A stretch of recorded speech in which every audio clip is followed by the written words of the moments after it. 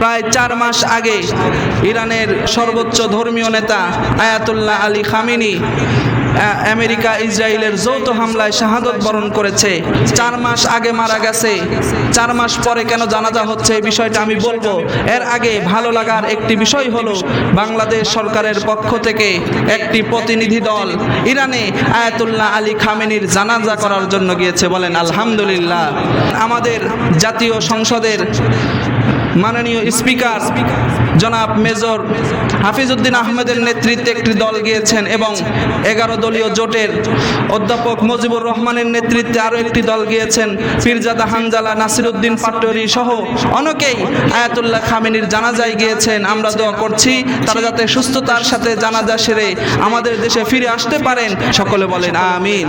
এরপরে আরও একটি প্রশ্ন বেশি পাচ্ছি যে 4 মাস আগে মারা গেছে, এতদিন পরে জানাজা হচ্ছে কেন? জানার দরকার আছে না নাই? এতদিন পরে, সময় একটু পার হয়ে যাচ্ছে, আমি একটু সময় চেয়ে নিচ্ছি। এগুলো জানা দরকার। বর্তমানে যে বিষয়ে বেশি আলোচনা হয়, আপনারা আসতে দেরি করেন, এই জন্য শেষের দিকে এই কথাগুলো বলা।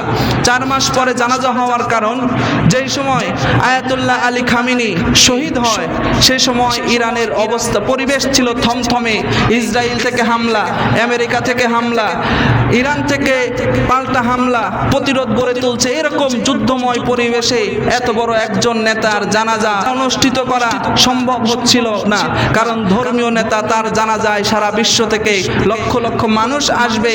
এতগুলো মানুষের নিরাপত্তা দিতে সেই সময় ইরান সরকারের কষ্ট হয়ে যাচ্ছিল, যার কারণে সে সময় জানাজা না করে 4 মাস পরে এই সময় এসে জানাজা করা হচ্ছে, যাতে নিরাপত্তার কোনো সমস্যা না থাকে। এটাই ইরানি গণমাধ্যম থেকে আমরা জানতে পেরেছি। যাই হোক, যেহেতু জানাজায় গিয়েছে, এই জানাজা একদিন হবে না, কালকে শুরু হবে। 9 তারিখ পর্যন্ত জানাজা হবে। 9 তারিখে গিয়ে দাফন কাফন হবে। সারা বিশ্ব থেকে মানুষেরা আসবে। আমরা দোয়া করছি সবার এই সফরকে আল্লাহ পাক যেন কবুল করেন। সকলে বলেন আমিন।